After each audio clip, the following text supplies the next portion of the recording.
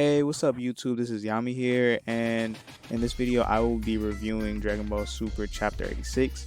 Alright, let's jump right into it. So from the last chapter we see that Gas has tapped into even more power at the expense of his body starting to rapidly age. So much to the point where Gas now has wrinkles all over his face, indicating his old age.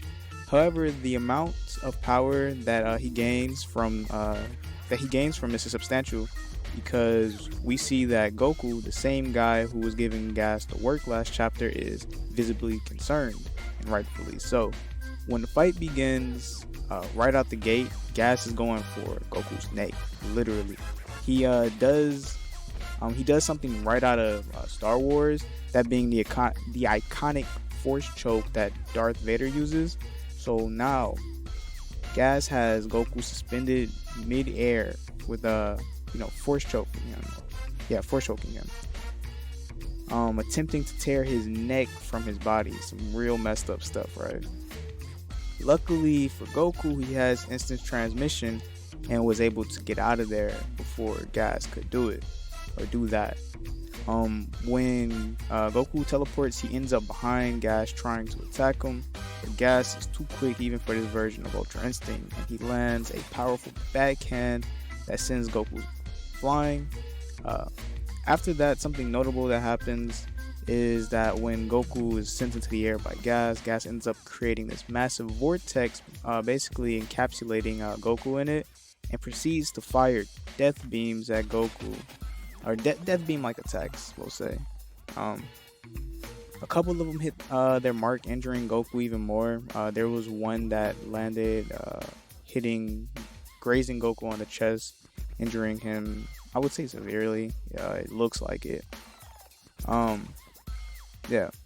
As the fight continues on the sidelines, Elec and the Heaters are happy to see that Gas is winning. However, Maki is more concerned about what's going on with Gas's new power, eventually noticing that he is essentially aging. This kind of shows the difference between Elec and the rest of the Heaters, or between him and Maki and Oil, where Elec only cares about getting his way, even at the expense of his own little brother, whereas Maki and Oil actually care for their family, and even though they like to win, they wouldn't do so if it meant losing Gas. Alright, so now before I continue with the fight, we know that Dragon Ball isn't just a series about two people duking out, although it can seem that way. It is a lot deeper than that, especially when it comes to the fight. A lot of the fights, in my opinion, are about balance and knowing when having too much of one thing is a bad thing, essentially like life, right? A couple examples where this balance was not intact and cost a fighter, it can be seen with Cell versus Super Saiyan Grade 3 Trunks. In this fight, Trunks solely focuses on power rather than speed, and it costs him. Another example of this is Broly, and with him it was a lack of control of his power that cost him, showing that giving yourself over to power without control doesn't end well. I believe that if Broly had control of this power, he could have dealt with Goku and Vegeta far sooner before they actually had the chance to fuse. So it's just showing that you need to have balance. You can't have too much of one thing without the other. You can't have too much speed without you can't have too much power while giving up speed. You can't have too much power while giving giving up certain things just for power, because it never ends well. The same thing can be seen here with Gas, because even Goku himself says to Gas that your body and your power are way out of sync. Basically saying that even though you have all this strength, your body cannot keep up, because essentially he's getting too old. Gas ignores this, believing that burning his cells is basically what's fueling him, right? He kind of reminds me of Yui Vegeta with the whole negative status brings me strength, and we all know what happened to Vegeta with that same mentality.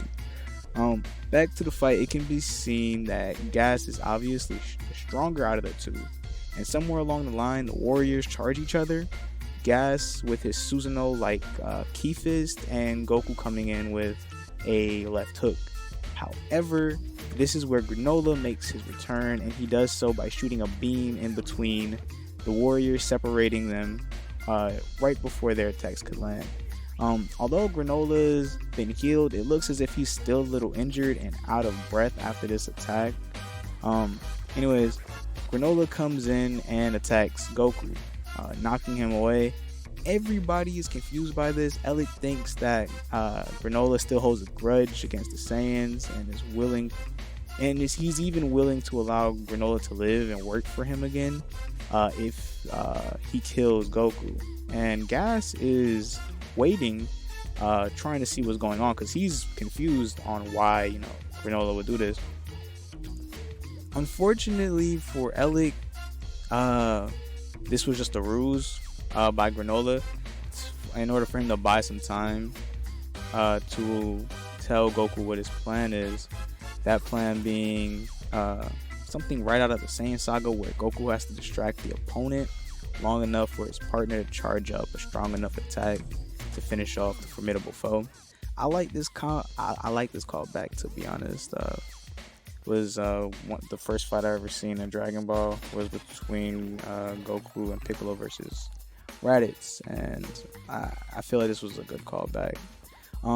So Goku goes back in, and to be honest, he doesn't do too well against Gas. He lands like 1 or 2 hits on him before Gas pulls out the squeaky boots from SpongeBob and stomps on him, seemingly knocking him out. And what I mean by the squeaky boots, it's like the key enhanced Susanoo like key enhanced key attacks or kicks. After that, Gas goes to attack Granola with a key attack, but Goku still has enough power to form a barrier around Granola, protecting him. Gas then uses Vegeta's signature attack and throws a flurry of Ki Blast at Goku, which is enough to disable the barrier around Granola. When that happens, Gas charges up a blast to kill the Cerealian, but then out of nowhere, Vegeta comes in with a headbutt. It's such a random attack, right? And it works. He legitimately knocks Gas on his ass with a headbutt. As this is going on, Maki and Oil decide to make their way onto the battlefield to help their brother, but they get intercepted by Monaito, and this man puts them to sleep with hypnosis. Where he learned that, I don't know. I mean, he's a Namekian, they have weird abilities. Anyways, back to the fight. Vegeta is somehow holding Gas back, like legitimately holding onto Gas, trying to stop him from advancing. I'm confused how Vegeta even managed this, even for like a second in his base form. Anyways, Gas eventually throws Vegeta away and goes to attack Granola, right? And this is where Goku goes into MUI, Mastered Ultra Instinct, and not the UI sign he was using before, and he starts to form his Susanoo. Like the one he made back in the Moro arc. And I like the way that this version appears, because with the Moro arc it just kind of manifests. With this one it's forming right in front of our eyes slowly. First it shows like the body of the Goku's Susanoo. I'm gonna keep on calling it Susanoo because it's way easier than trying to explain what it is. We don't have a name for it. And it's like forming out of the ground. You could tell that the key isn't stable or solidified yet. It's just forming there visually. And as like he comes out of the ground and holds on to, like he grabs Gas, you can tell that the arms, like compared to the previous panel, are actually like solidified. And like when they give like us a cutaway shot from a distance, you can see that like Goku's legs, the Susanoo's legs, are now being formed, and the other leg is still coming out of the ground. It's like the way it manifests in this here. I liked it a lot. And I know I've heard that some people actually don't like that it popped up here, which I can agree. The situation really didn't call for it. I'm just saying I like the way it manifested here.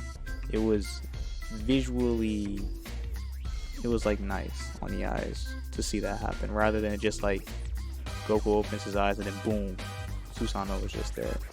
I don't know. And so after the Susanoo forms, Goku takes him, and in like one of the most silliest scenes, chucks him into space. You can't make this stuff up, right? Anyways, after that, Cerulean, Granolah, charges up his attack and finally fires it off. And like as he's like about to shoot it, the key around his fingers are expanding, and I believe that it's bigger than the spirit bomb that Goku used against Buu. It looks way bigger. I would have to find an image to compare the two, but it looks huge. And he shoots the beam off at Gas with the assistance of Oatmeal, because he can't see very well. Granolah can't see very well at this point in time, and it hits him, essentially knocking knocking Gas out. And yeah, it seems as if the fight is over. Gas is unconscious in a huge pit, or a huge ditch, and he's still alive. Granolah says that he wasn't trying to kill him, essentially implying that he could have put more power into that. But he doesn't want revenge on anybody anymore, and he let him live. And he's essentially telling the Heaters to go pick up your brother and get out of here, essentially, right? Now, and that's like basically the end of the chapter. Now, as much as people hate how long this arc is going on, me included, I don't believe it is over. I feel like every time that somebody spares the villain's life, it always comes back to bite them in the ass. Somebody tries to do one more slick thing and they end up dying because of it. I feel like it's either gonna be Elec tries to do something, like, tries to get a fast one over on Granolah, probably not. Or